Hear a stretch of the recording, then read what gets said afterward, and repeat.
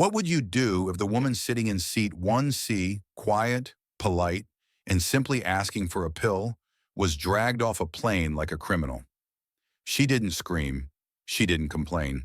She wore a simple cotton dress, carried a small fabric bag, read an old paperback novel, and waited to meet the grandchild she had never held. A birthday gift from her son, a business class ticket, seemed like a small gesture, but became the beginning of a historic showdown between a dismissed mother and a powerful system that thought it would never be held accountable. No one knew. That woman was Vera Langston. No one asked who she was, and no one expected that in just 27 minutes, the entire flight crew, the security officer, and the airline's own policy would be rewritten, because she was the mother of the CEO who ran that very airline. The soft hum of the airplane always comforted Vera Langston. It reminded her of the distant whir of a fan on a summer night, or the whispered voices of students cramming late at the high school where she had taught literature for decades. She had just turned 70 this year, though she rarely mentioned her age. Vera was the kind of person who never asked to be noticed, yet somehow left an impression that lingered. Every gesture she made was gentle, her voice was soothing, and each word she chose seemed carefully weighed, like someone who had lived her whole life inside the pages of a book. And on this special day, her own birthday, Vera sat calmly in seat 2A on Valor Airways, Flight 612, from Atlanta to Seattle, an old copy of Beloved by Toni Morrison resting on her lap. It was a gift from her son nearly 20 years ago, with tiny handwritten notes squeezed between printed lines like ivy climbing a brick wall. She had read it more than a dozen times, and each time it meant something different. Today she wasn't reading to analyze or to understand more deeply. She simply needed the comfort of its familiar weight in her hands. This ticket was a birthday present from her son, Darius Langston, CEO of Velar Airways. But that title held little personal meaning for her. To Vera, Darius would always be the chubby-cheeked boy who couldn't sleep without hearing her hum, "A change is gonna come," in his ear. He was still the teenager who never let go of her hand during Sunday service, even as captain of the football team. And he remained the man who, despite running one of the largest airlines in North America, never once missed calling her every Sunday morning. "You've never been to Seattle," Darius said on the phone a month ago, "and the kids keep asking about you." "But business class?" she laughed. "Why would I need all that legroom?" "You deserve it," he said simply. "Let someone take care of you for once." So Vera walked through the priority boarding gate, politely declining the young attendant's offer to carry her bag. She wore a deep blue cotton dress with white embroidered floral trim. Her silver hair was neatly pinned up, and over her shoulder hung a worn canvas bag. Inside it, a small wallet, her reading glasses, a photo of her 2 grandchildren in an envelope, a fabric-wrapped insulin pouch, and the old book. She wore no makeup. It wasn't necessary. Her face radiated a calm that made people instinctively lower their voices when speaking to her, as if not to disturb something sacred. Boarding went smoothly. The gate agent smiled softly, glanced at her seat number, and said with practiced grace, "Have a pleasant flight, ma'am." Vera didn't expect anything special. She didn't need it. All she wanted was a smooth journey, a safe arrival, and to be able to wrap her arms around her 2 grandchildren who had left her a voicemail birthday song that morning. The kids were off key and forgot the lyrics, but she had saved the message, planning to replay it a few times during the flight. The cabin gradually filled. Vera sat upright by the window, taking deep breaths. She tucked her canvas bag under the seat, carefully folding the strap inward so it wouldn't block the aisle. She fastened her seatbelt and opened the book to her marked page. The words were as familiar as a lullaby in the night. Around her, the ambient noise of passengers hummed. Someone behind her laughed out loud at a podcast. A man to her right typed away on a laptop. A flight attendant walked by distributing sanitizing wipes. Everything seemed fine, peaceful. She felt content, until a shadow appeared in the aisle. The flight attendant wore a fitted blazer, her face stiff like frozen glass. Her name tag read L. Moore, but her curt tone revealed more than her badge. "Ma'am," she said, voice cold as ice, "I need you to place your bag in the overhead compartment." Vera looked up, a little surprised, then glanced down at her small tote. "It's very light," she replied gently. Just books, glasses, medicine. The agent at the gate said it was okay. All bags must be stowed overhead for takeoff, the attendant said mechanically. No exceptions. Her voice was louder than necessary, drawing glances from surrounding passengers. Vera's cheeks grew warm. I understand, she said softly, but I need to take out my insulin first. We don't have time for individual requests, the attendant cut her off. Please comply. It wasn't just the words, it was the tone. The word comply struck like a commandment. Vera had never been one to argue. She had taught her students to listen, to reason respectfully, and to maintain dignity in adversity. She had seen too many people lose their temper, and it never led anywhere good. So she nodded, lowered her head, her hands trembling slightly, and opened her bag to retrieve the insulin pouch. The cold fabric brushed her fingers. She realized her palms were damp. She hadn't eaten much that morning, and stress could cause her blood sugar. Back in her seat, Vera tried to read again, but the words danced across the page. Her hands were still shaking. Her chest felt heavy, not out of fear, not yet, but that distinct sensation when dignity is compressed, not shattered, not destroyed, just pressed down by an invisible hand, slowly and deliberately. Outside the window, the runway was alive with movement. Cargo carts zipped by. Ground crew waved batons like dancers. The sky was clear, not a cloud in sight. It should have felt peaceful, but Vera's mind was a storm. A few minutes later, the plane began to taxi. The engine rumbled beneath the floor. The cabin lights dimmed. The seatbelt sign lit up, but the air felt suffocating, too warm. She reached up to adjust the air nozzle overhead, but only a faint trickle of air came through. Her breathing slowed, then quickened. This feeling, she knew it. From pharmacy lines, from hot days in church, her blood sugar was dropping. She looked around, hoping to catch the eye of a flight attendant. But Lena Moore was on the opposite side, helping someone with their bag. Vera raised her hand slightly. No one noticed. She tried again. Still nothing. Heat crawled up her back. Her vision blurred. Finally, as the attendant walked by, Vera managed to speak through shallow breaths. Excuse me, I'm not feeling well. May I have some water? The flight attendant turned back, her face blank. Ma'am, we do not serve beverages before takeoff. Please remain seated. I understand, Vera gasped, but I'm diabetic. I just need a little water. The attendant was unmoved. She glanced around, then responded. You already caused trouble over your bag, and now this? I'll notify the captain. Vera blinked. Cause trouble? She whispered. But Lena Moore had already walked away. Naomi Pierce, the woman beside her, sat up straight. Excuse me, she said firmly. She's not causing trouble. She's ill and needs water. That's not just reasonable, it's necessary. The flight attendant ignored her. She marched to the service phone mounted on the wall. A minute later, the captain's voice came over the speakers. Ladies and gentlemen, due to a minor security issue, we'll be returning to the gate. Please remain seated. Security issue. Those words meant nothing at all. Vera looked around in disbelief.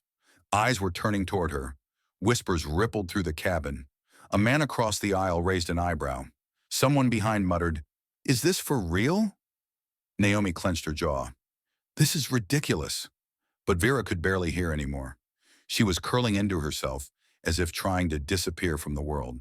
The moment the plane rolled back to the gate, the engines quieted, leaving behind a pressure-filled silence in the business class cabin.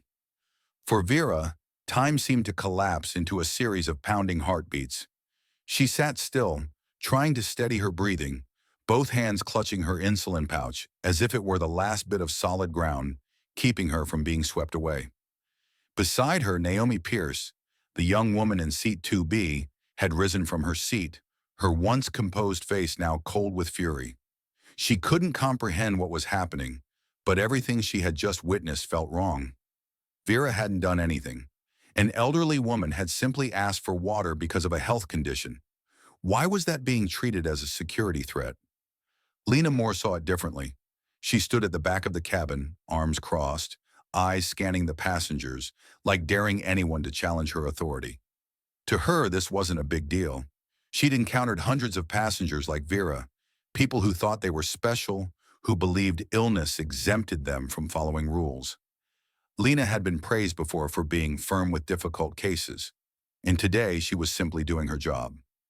But the atmosphere inside the cabin didn't agree with Lena. A middle-aged man across the aisle stared at her in disbelief. A couple in row 3A whispered back and forth, their eyes frequently drifting toward Vera. They didn't raise their voices, but the disapproval in their glances said enough. Lena felt it. She stood taller, her chin slightly raised, as if to silently declare, "I'm right. Who dares question me?" Vera said nothing. She had never imagined she'd end up in confrontation over a sip of water. Her head was still spinning, the cabin lights blurring in her vision. But the dizziness wasn't from low blood sugar anymore. It came from a quiet humiliation rising through her veins. She had once been respected by students, invited by parents to mediate bullying incidents, trusted to reconcile families torn by grades. And now she sat accused of disruption, labeled by a flight attendant half her age with eyes full of judgment. Naomi wasn't going to let it go. She pressed the call button, not because she needed anything, but because she wanted a confrontation. Lena approached, wearing a forced smile. "Is there an issue, ma'am?" Naomi didn't rise, didn't smile. Her voice was calm but icy. "I've been sitting next to this woman since we boarded. She didn't do anything wrong. She asked for water because she's diabetic. You refused. And now you've turned the entire flight around because she felt unwell?" Lena tilted her head slightly, expression unchanged. "We follow protocol. When a passenger does not comply with safety instructions and continues to disrupt the departure process, the crew is authorized to reassess the situation." Naomi frowned. "That's not an objective description. You're distorting what happened." Lena gave a tight, dismissive laugh. "With all due respect, ma'am, I'm the one trained to evaluate in-flight behavior. You are not." Naomi stared at her, saying nothing more. The exchange gave her exactly what she needed. Should this escalate further? Meanwhile, Vera remained in her seat, eyes fixed on the empty space ahead. She didn't cry. She didn't panic. She was simply holding on to the last thing she had, her dignity. But the murmurs around her wouldn't let her be. "Looks like she must have done something." "I think it's medical, but still, you shouldn't be asking for things during taxi." Tired of people who think the rules don't apply to them. Vera heard it all. Every word stung like needles at the back of her neck. She didn't blame them. They didn't know the truth. They only saw the surface, and they reacted. She just prayed no one would recognize her as the mother of the airline's CEO. Darius didn't need this. He had enough burdens on his shoulders already. Then came the sound of the door unlocking at the front of the cabin, drawing everyone's attention. A ground staff member stepped aboard, followed by a man in an airport police uniform.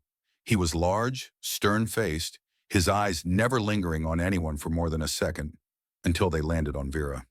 "Ma'am," he said in a flat, unsympathetic tone, "I'm Officer Calloway.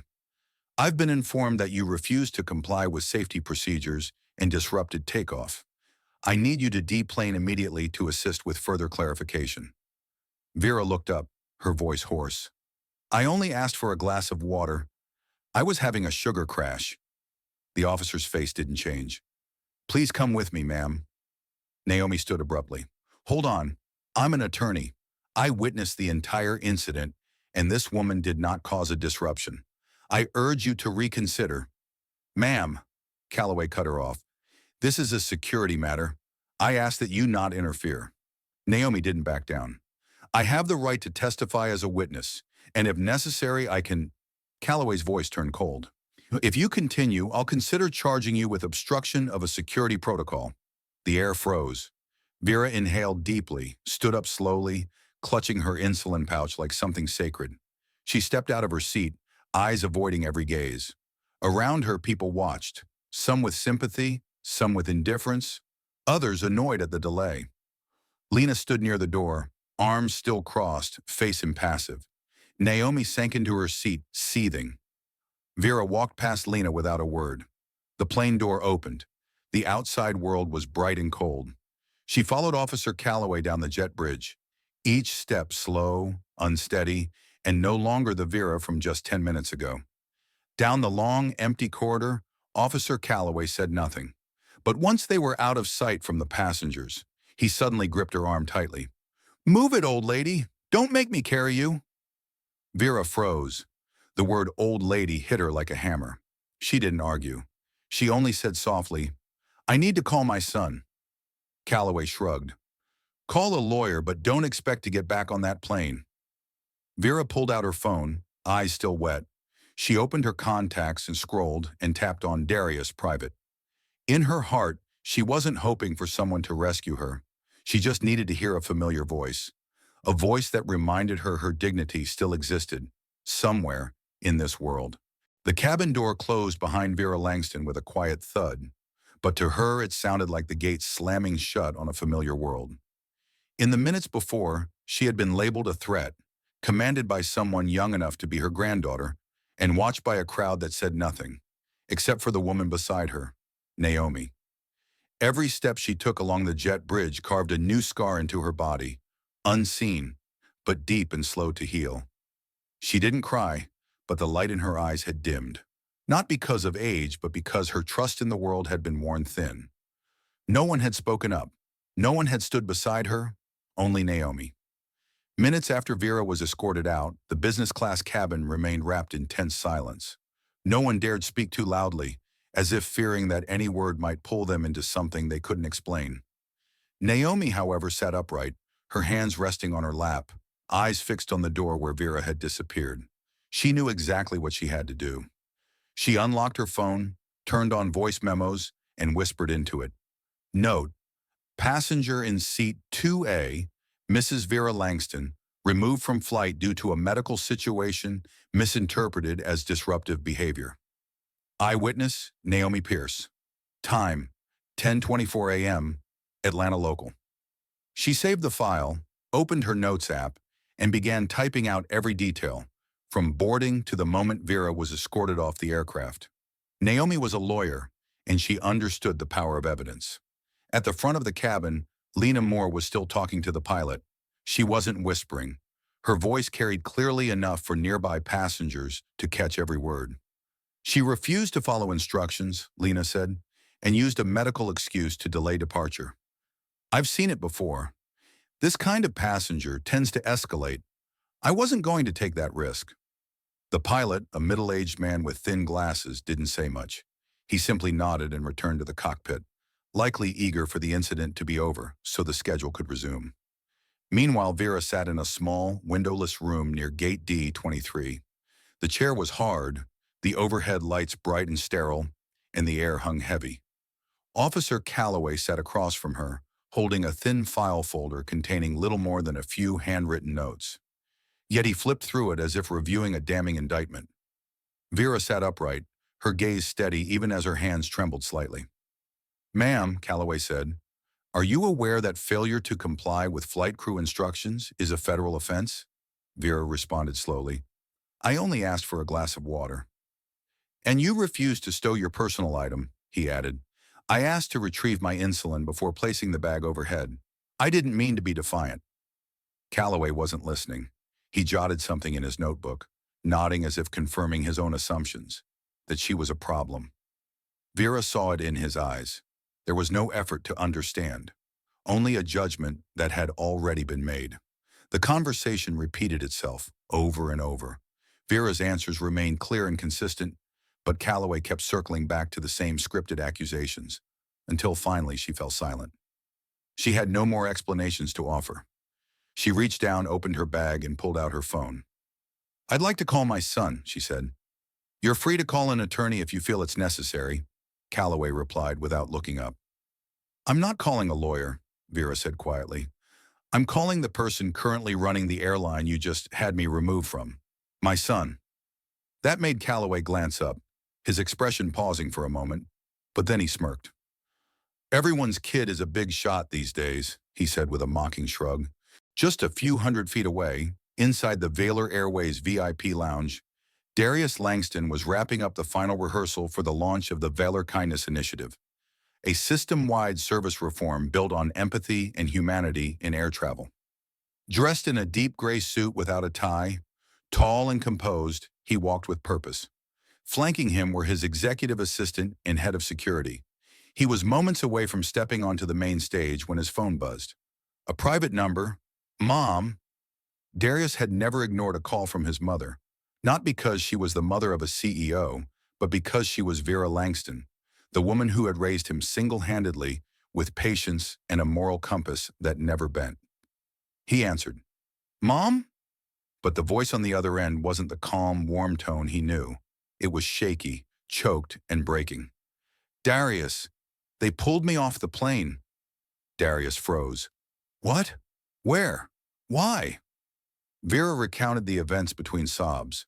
The bag, the dizziness, the denied water, and finally the accusation of disruptive behavior that led to her removal like a common offender. Darius didn't respond. He stopped listening after the words, security threat. His mind went blank. A chill shot down his spine. The room around him grew eerily silent. The sounds of staff, the background buzz of meetings and logistics, seemed to vanish beneath the weight of something icy and still. "What gate?" he asked. "Gate D23, Vera replied. "The officer's name is Calloway." "Got it. Wait for me." He ended the call, turned to the head of security and said, "Code red. D23. My mother is being detained unlawfully. Prepare for immediate intervention." No explanation was needed. Just the name Langston was enough to make everyone understand the gravity of the situation. And while a mother sat in a windowless room, struggling to preserve the last shreds of her dignity, a son was already walking toward her, carrying the quiet fury of a storm that had yet to break. He wasn't shouting. He wasn't slamming doors. But every step he took down that airport corridor landed like a verdict, and in his mind only one sentence repeated itself. Someone decided my mother's kindness was a threat. He would make sure it never happened again.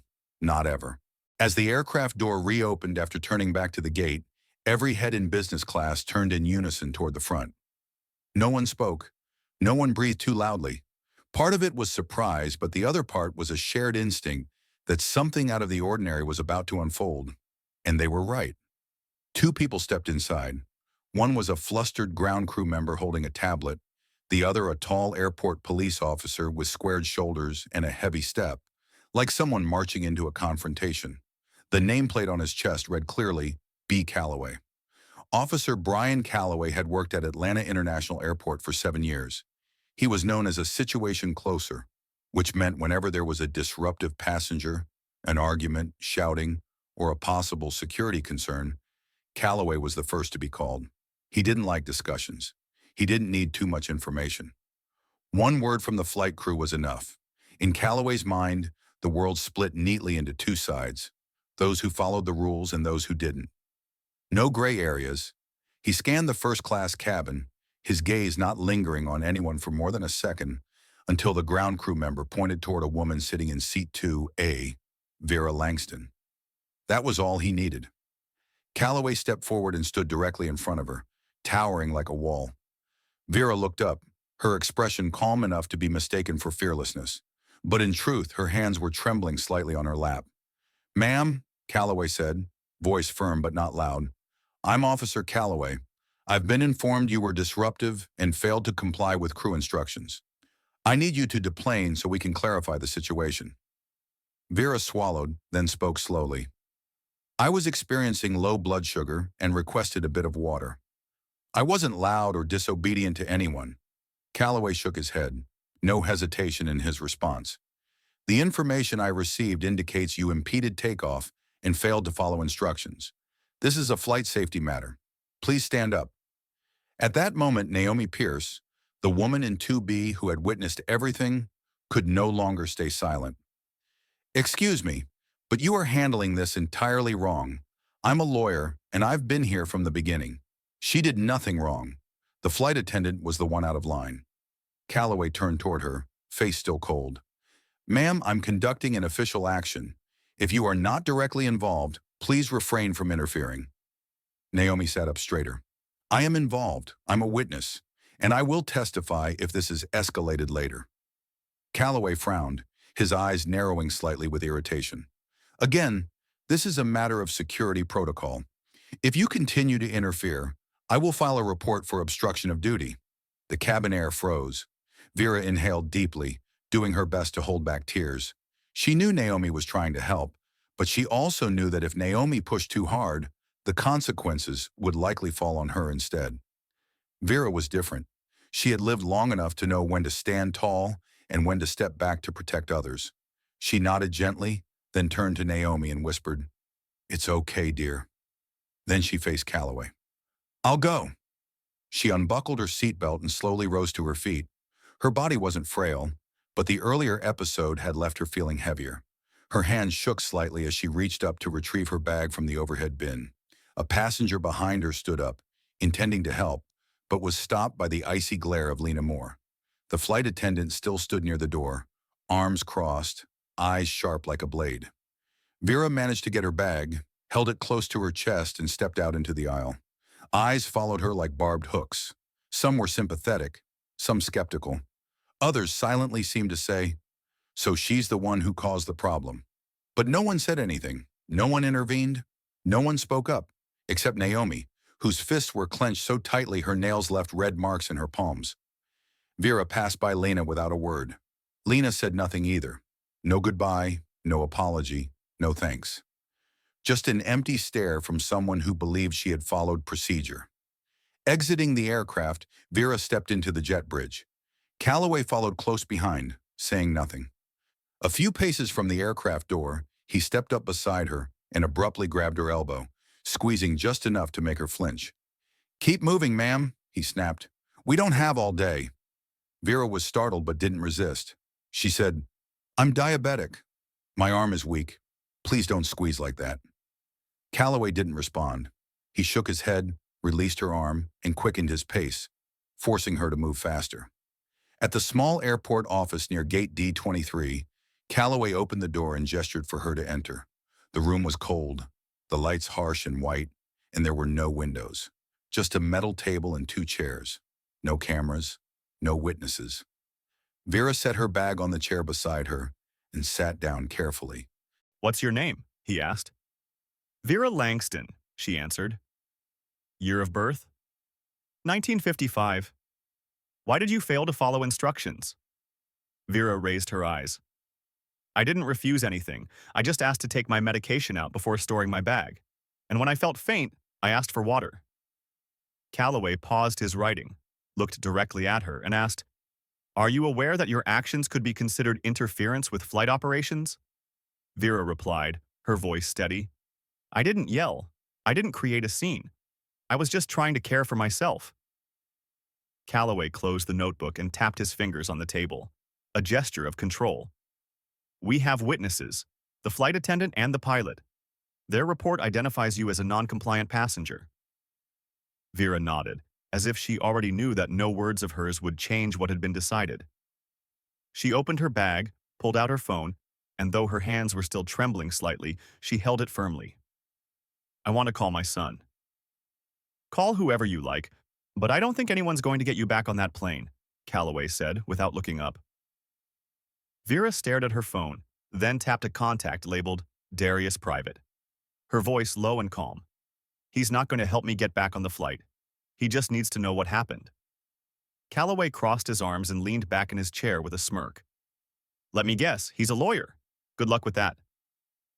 Vera raised the phone to her ear, not with hope for rescue, but simply to share the truth. And on the other side of the airport, not far away, a storm was quietly rising.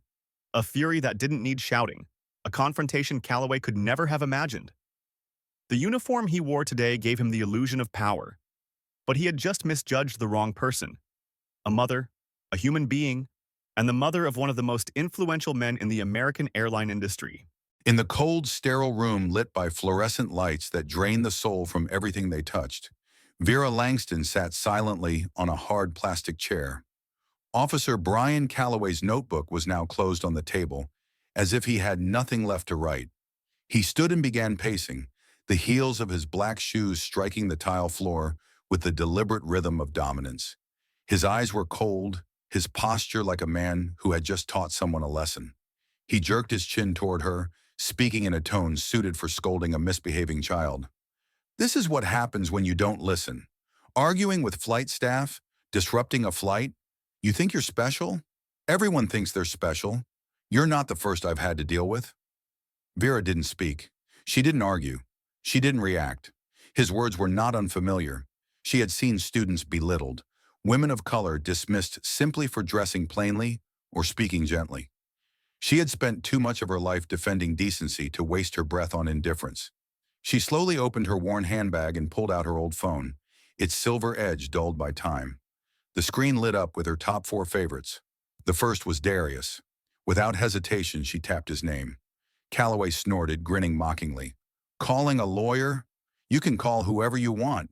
Doesn't change anything. Your case is clear. You're not getting back on that plane. And your name's going on the disruptive passenger list.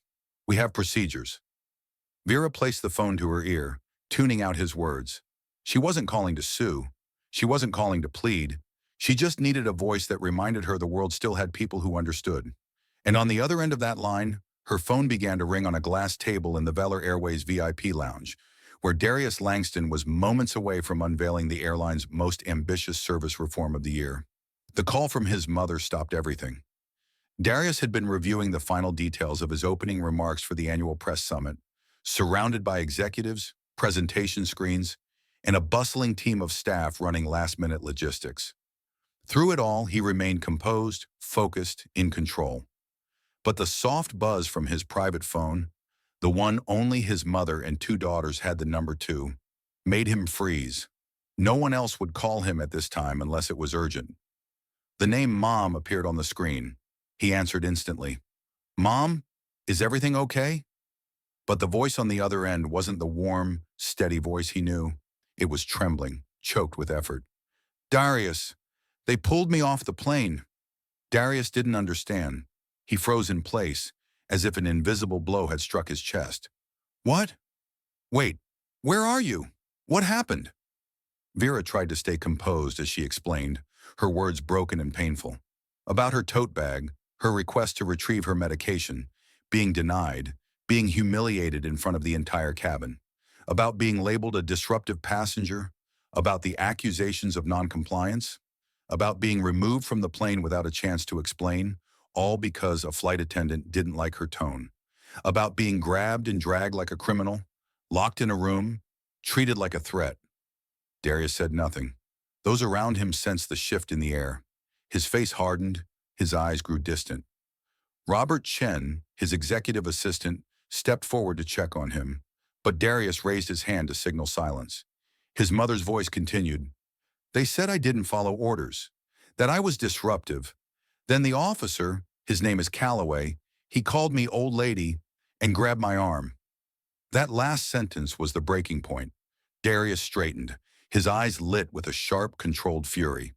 The emotion wasn't ordinary anger.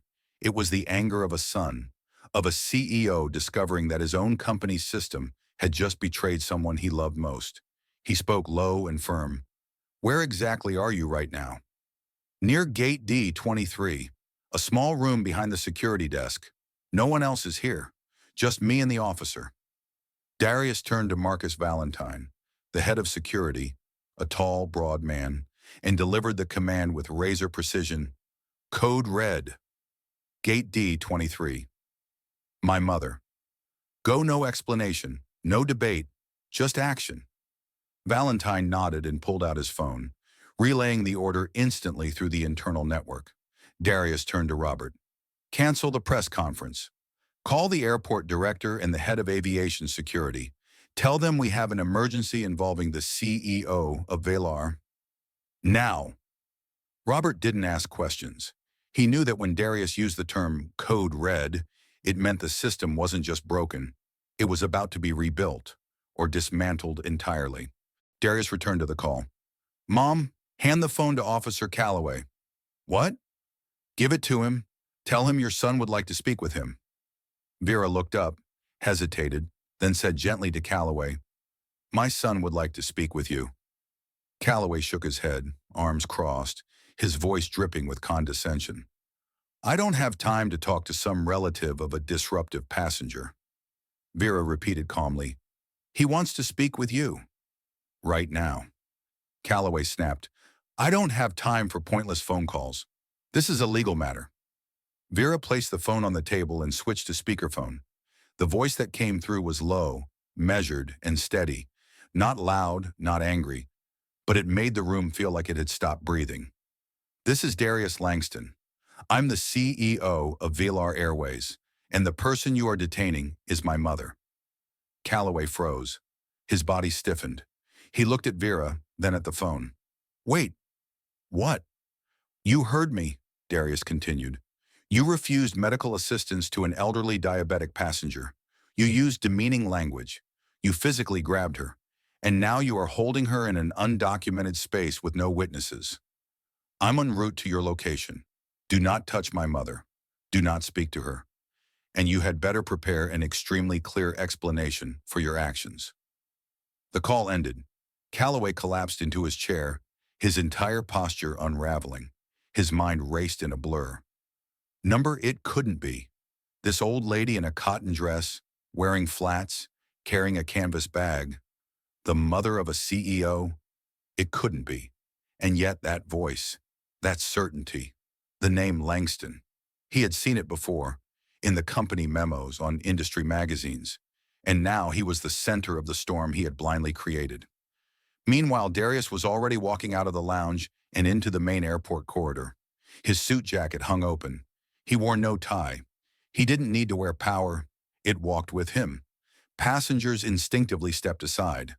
Airport staff, those who had shaken his hand at ribbon cuttings, now froze, nodding in quiet deference. No one dared stop him. He was the storm. And that storm was moving to reclaim the dignity of the woman who had once taught him that kindness was the strongest weapon, until someone chose to treat it as weakness.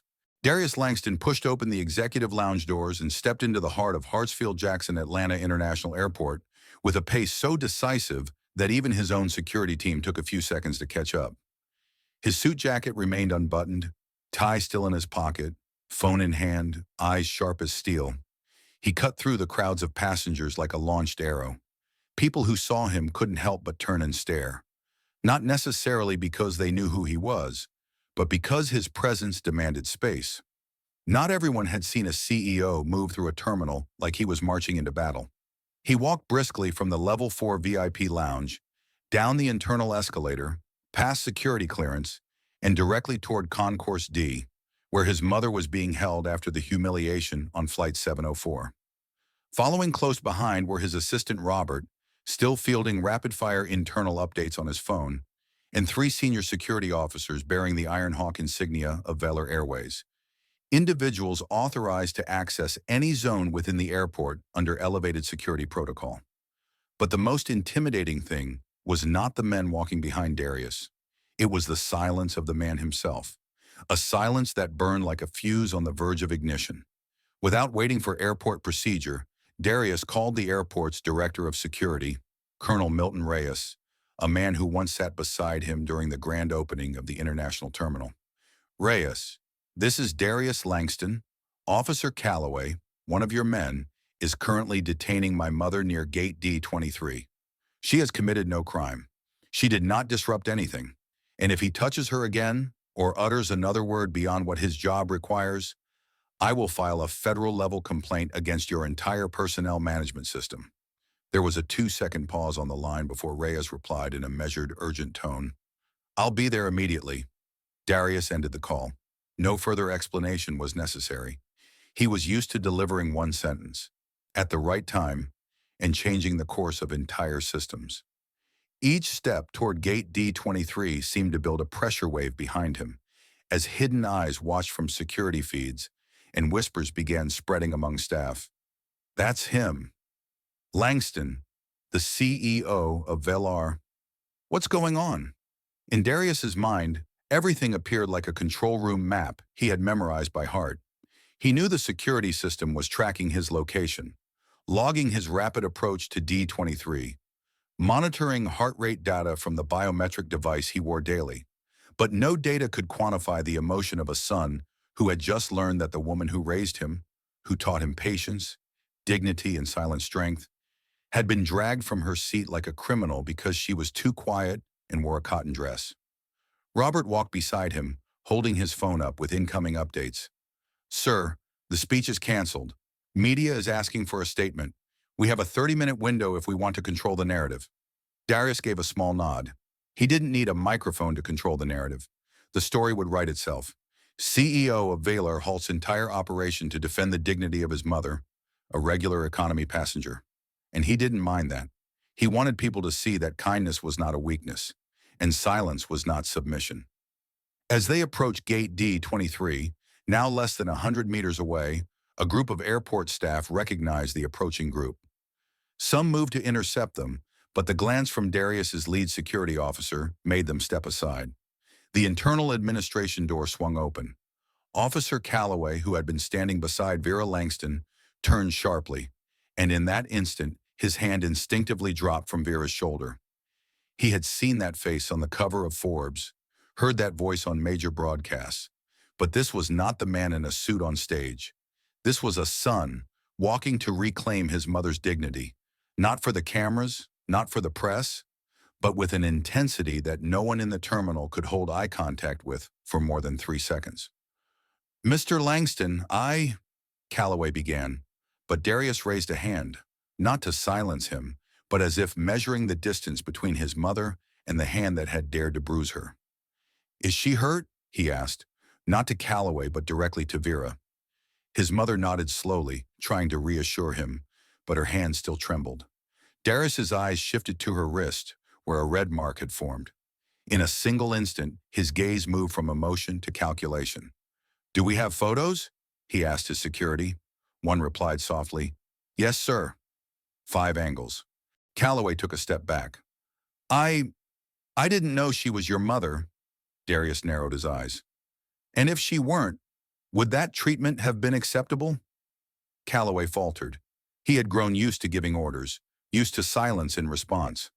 But today he wasn't facing a powerless civilian. He was facing someone who could influence the protocols of national aviation security. Darius stepped closer to Vera. He didn't say a word. He simply took her hand.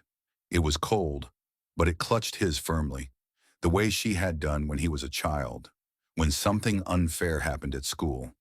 This time, she was the one being wronged, but the silence was the same. No tears, no shouting, just a quiet confirmation that she had been right to raise him to believe in justice. He turned to Robert. "Prepare the private car. Take my mother home. Not to headquarters, not to a hotel." Robert nodded. Darius then faced Calloway. "You were warned, and you chose not to listen." Then turning to the airport security chief who had just arrived, Darius delivered a direct order. "I want a full report within 12 hours. Names of everyone who interacted with my mother, from flight attendants to ground security to officers. Every word, every action, documented." Officer Reyes nodded, sweat visibly forming along his temples. "We will fully cooperate, sir." Darius turned and walked away, saying nothing more. But every camera at Gate D23 had recorded the moment.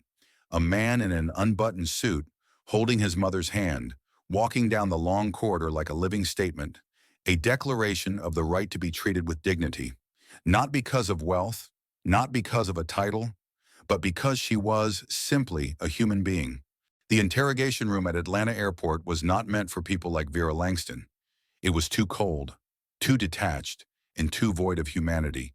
White walls, a metal table that radiated chill, and a ceiling-mounted camera that stared down as if ready to convert every twitch into damning evidence. Vera didn't resist. She didn't protest. She simply sat, hands resting in her lap, the phone now silent beside a cup of untouched water. She hadn't said a word to Officer Calloway since being brought in. She hadn't looked at him. She didn't need to. With every passing minute, her silence was louder than any accusation.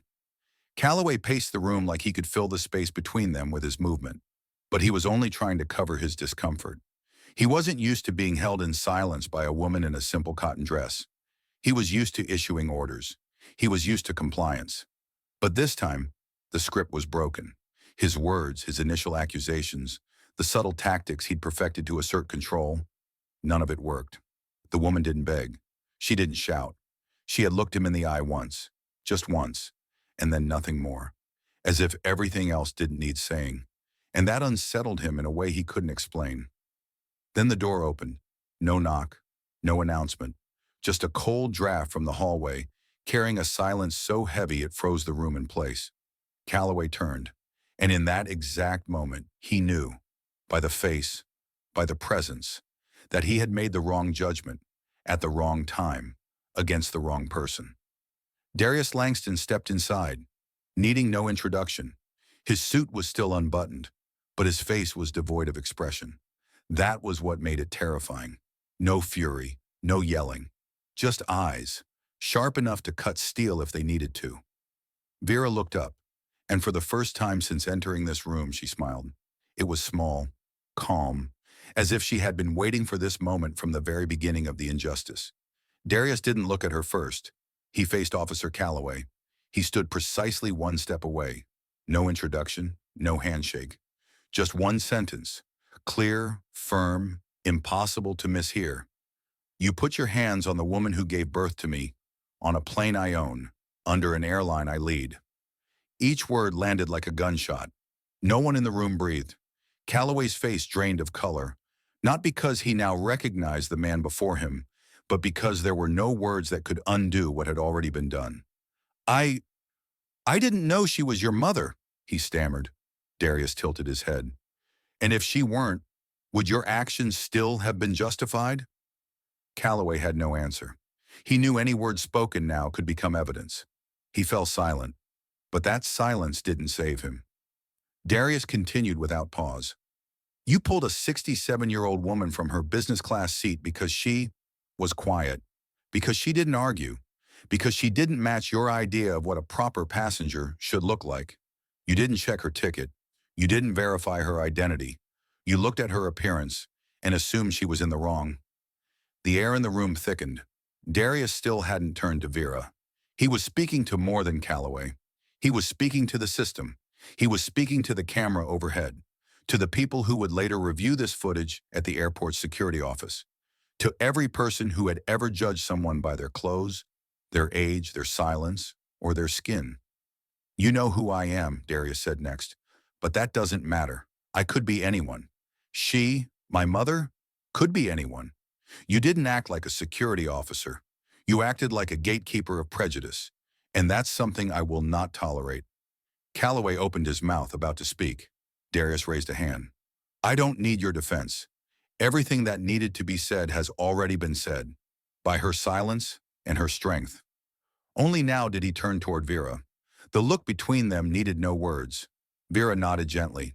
No scolding, no resentment, just a confirmation. You came, and I knew you would. Darius moved closer and pulled out the chair beside her. For the first time since entering the room, he sat. Not as a CEO, but as a son. He placed his hand over hers. Her hand was cold but no longer trembling, perhaps because she knew, from this moment on, she wasn't alone. Outside the interrogation room, security staff, airport representatives, Valor Airways executives, and legal advisors were already forming a literal and figurative line. A media storm was brewing. But inside, in that still, quiet moment, there were only a mother and a son, facing a world that too often judged people by appearance, rather than dignity. Darius rose to his feet. He turned to Calloway once more. You're being suspended immediately. An internal investigation begins within 24 hours. And I promise you, if any portion of this report is buried, altered, or twisted to make my mother the aggressor, I will pursue this case to the end. He walked toward the door, not waiting for a response. Let's go, Mom. Vera stood. She picked up her old cloth bag and the small book that had rested in her lap since she sat down. She said nothing to Officer Calloway. She didn't need to. She walked, with her back straight, slowly but surely, beside her son, leaving behind a cold, sterile room that now seemed to place Calloway under interrogation more than anyone else. When Lena Moore entered the room, her steps were quick and her shoulders upright, still carrying the habits of someone preparing to inspect a cabin. She hadn't yet realized that this was no longer a place to issue commands, but a place to give answers. Sitting in the room was an elderly woman, tired but not broken, whose calm gaze reflected like a mirror into the arrogance Lena had worn for years. That woman was Vera Langston, and standing silently behind her, eyes steady and unblinking, was Darius Langston, the CEO of all Velar Airways. Lena had heard his name mentioned in occasional training sessions, but had never imagined facing him in a moment like this. A flicker of confusion crossed her face, but her survival instinct pushed her voice forward immediately. I, I'd like to restate the situation. I was just following flight safety regulations. She began with a slight tremble in her voice. I didn't know who she was. I didn't mean to offend. Darius didn't interrupt. He stood still, listening, not with sympathy, but with the kind of silence that comes from someone in power, waiting for the other party to misstep. He tilted his head slightly, as if curious how far Lena would go with her justifications. Lena continued, her eyes darting briefly toward Naomi, the young attorney standing a few feet away. Naomi said nothing. She simply unlocked her phone and tapped a pre-saved recording. Lena's voice echoed through the silent room like a blade slicing open the truth. Who do you think you are, huh? Wearing that ragged dress and demanding respect? This is the first-class cabin, not some public city bus. Her voice was sharp, disdainful, and ended with a faint, mocking laugh. Old women like that just slow down our whole service. Lena froze.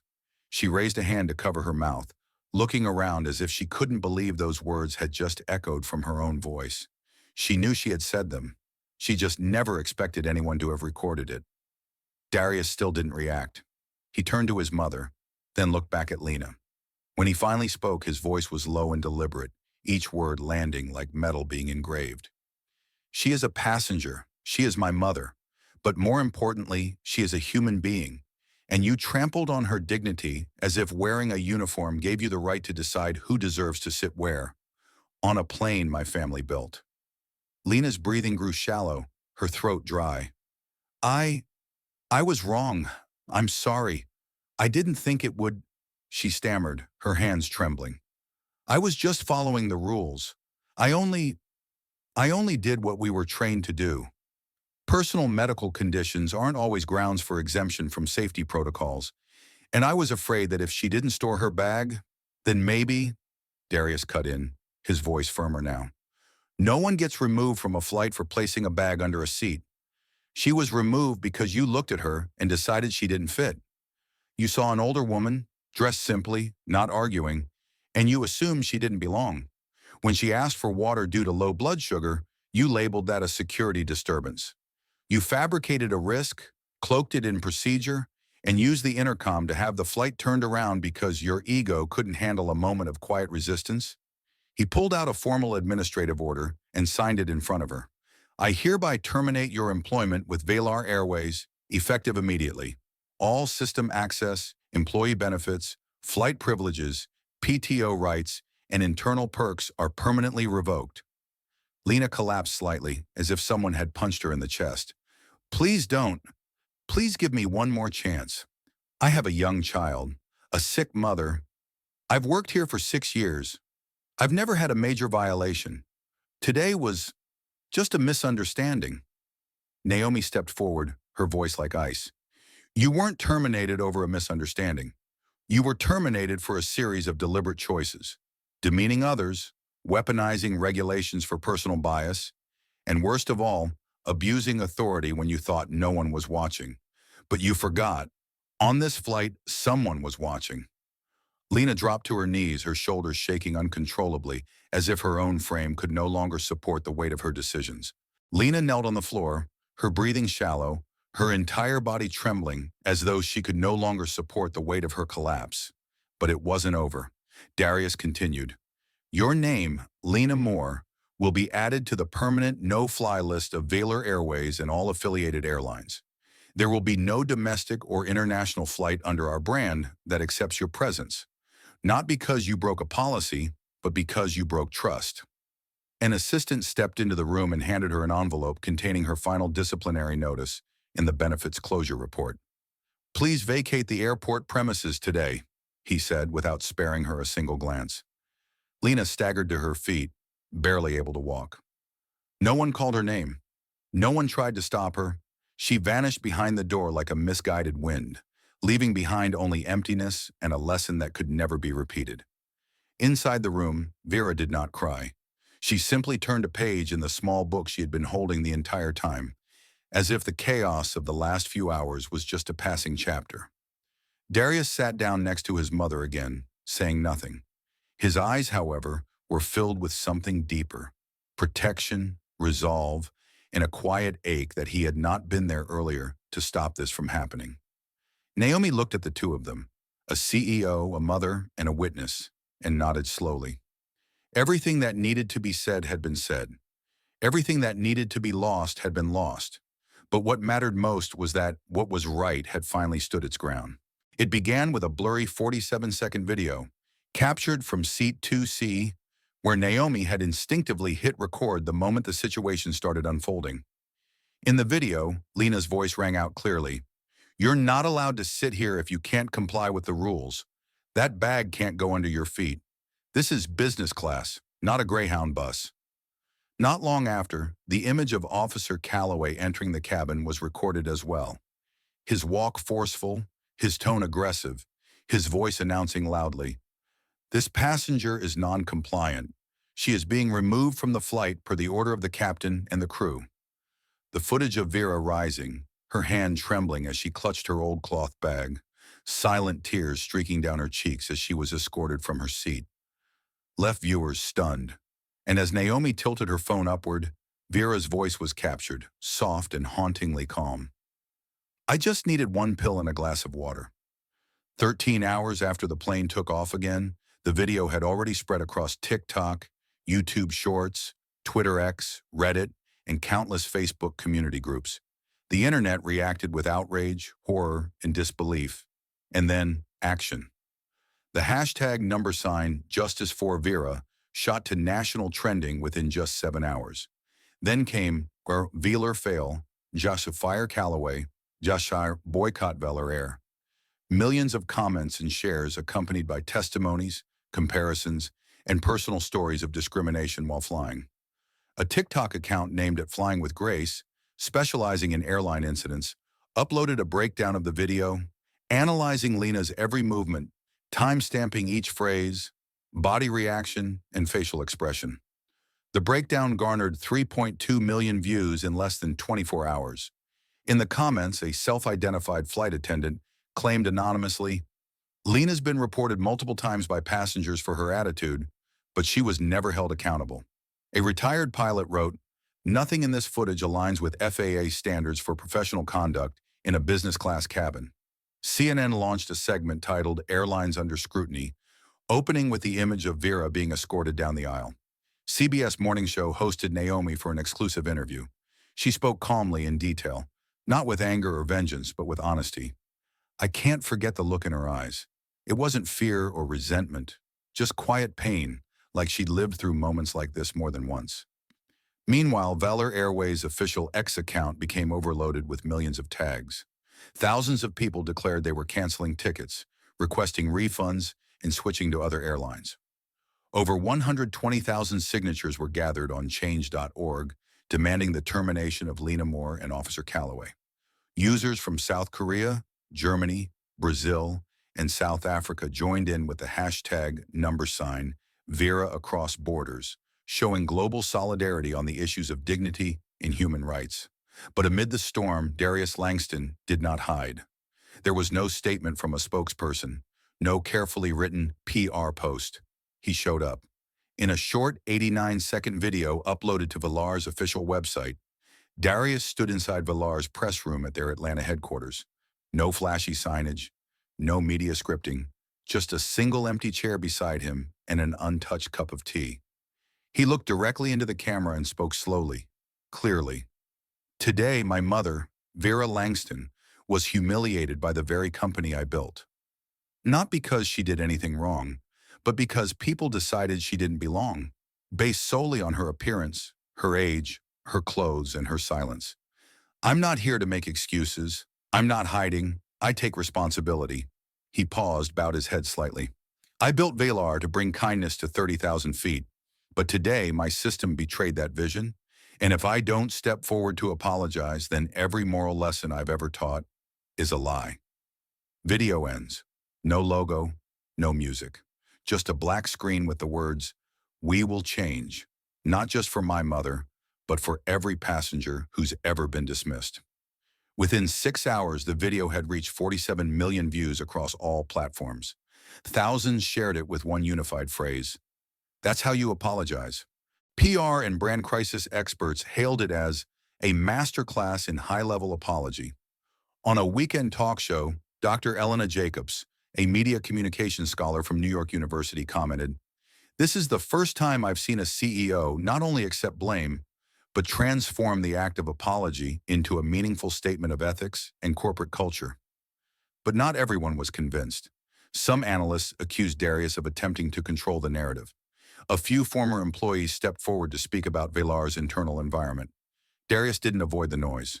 The very next day, he appeared at Velar headquarters and held a closed-door town hall meeting with all mid and senior level staff. He said, "I'm not asking you to believe in me. I'm asking you to take responsibility with me." And in the following week, Velar suspended all flights operated by the old crew, initiated mandatory retraining on compassion-based service, and launched a new initiative called the Horizon Act, a service policy reconstruction program founded on a single principle: respect is the starting point, not a reward. No one really knew what would unfold that Wednesday morning, when Velar Airways suddenly announced a nationwide press conference from its Atlanta headquarters. Media swarmed.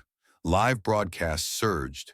The entire Langston Hall media complex, usually reserved for product launches or annual investor summits, was thrown wide open, with no press restrictions, no editorial filtering.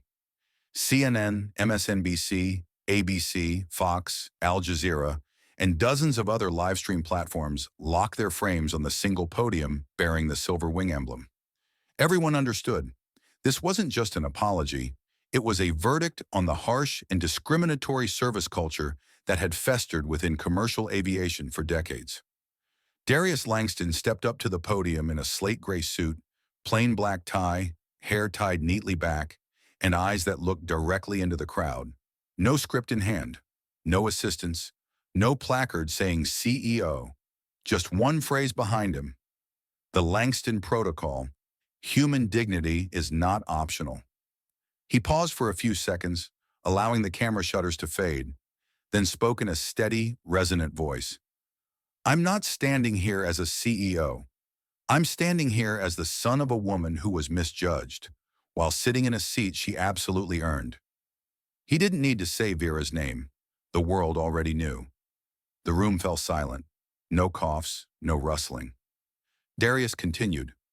That day, a mother was denied medication because someone didn't want her reaching into a small cloth bag beneath her feet. A grandmother was threatened by the authority that comes stitched into a uniform. A paying passenger, whose seat was valid, was labeled a security risk simply because she uttered the words, "I need a pill." He looked down, placed both hands on the podium, and said slowly, "No one should ever be treated that way, especially not on a flight that bears my family's name." A slide appeared behind him. The Langston Protocol: full systemic reform, effective 12:01 a.m. tomorrow. The entire room seemed to hold its breath. Darius raised his hand and began reading each clause clearly. 1. Immediate right to medical assistance. Every passenger shall have the right to request medication, water, or any health-related assistance without having to justify it in front of the cabin. Flight attendants will no longer be allowed to deny such requests unless medical personnel on the ground or our internal AI health system advises otherwise. 2. No passenger may be removed without dual verification. First, there must be agreement between the captain and a ground operations supervisor. No more unilateral removals, not by a flight attendant and not by an onboard security officer. Velar will install dual approval buttons in crew tablets to ensure no abuse of authority. 3. Establishment of an independent civil review council, composed of social justice advocates, former passengers, disability representatives, and service ethics professionals.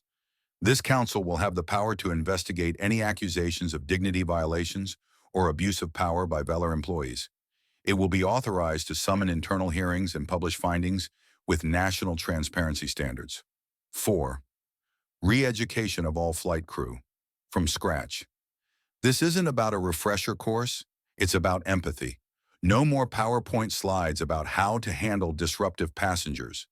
These will be real sessions with psychologists, former victims, even those who've been wrongfully removed from flights, so that our staff understands what it's like to look into the eyes of someone being publicly shamed. He paused. A single camera clicked. No one dared take another shot. We're starting over, Darius said. Not for image, for conscience. Then he looked down at the front row, where Vera Langston sat quietly, wearing a simple linen dress, her hair now mostly gray but her eyes as bright as the day she first walked him to school on a city bus. She didn't cry. She didn't stand. She just smiled. A gentle smile, not of surprise, not of resentment, but of affirmation. The kind of smile that says, "The son I raised in silence has finally done right." Darius turned toward the main camera and delivered a final sentence that would be quoted in editorials, etched into comment sections, and posted on classroom walls. My mother didn't need revenge. She inspired me to repair an entire system. And perhaps the most powerful moment that day wasn't the sweeping policies or the thunderous declarations from Darius Langston. It was the calm, unwavering gaze of Vera Langston, a woman who didn't raise her voice, didn't express outrage, and yet made an entire industry bow its head. A mother with no title, no authority, reminded the world that respect is not a reward. It is the default every human being deserves. If this story made you feel something, made you appreciate your mother a little more, or feel angry at the injustice still lingering around us, then it's not because the video was well told. It's because your heart is still capable of compassion. Leave a comment below. What do you believe is the most basic human right society often forgets? And if you want to keep walking this path with us, stories of justice, compassion, and truths long buried, make sure to hit subscribe today. Because sometimes a single click is all it takes to change how we see the world.